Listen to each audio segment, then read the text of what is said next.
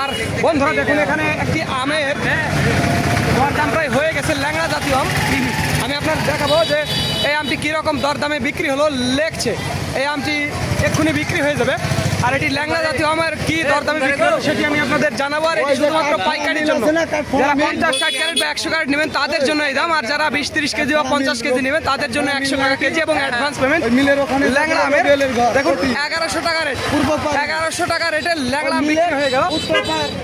কি রকম আমগুলো দেখুন, ল্যাংড়া আমগুলো 1100 টাকা রেটে রাজশাহী মোহনপুর কামারপাড়া বাজার, কামারপাড়া আমের বাজার থেকে ল্যাংড়া আম 1100 টাকা রেটে বিক্রি হয়ে গেল বেলাল ভাইয়ের।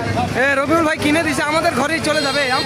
আমাদের বেলাল ভাইয়ের জন্য এই আমটি কেনা হয়েছে ল্যাংড়া আম। দেখুন বাজারে প্রচুর গাড়ি, দেখুন আম কেনার আজও কেউ নেই। আজ 5 তারিখ, আজ 5 তারিখ, দেখুন আম কেনার কেউ নেই। আপনারা দেখতেই পাচ্ছেন মাঝে মাঝে দু একটা লোক, এই দিকেও তাই। আম কেনার আজ লোকের খুবই অভাব বাজারে। আমি বলছি এখন কামারপাড়া বাজার থেকে মিজানুর রহমান।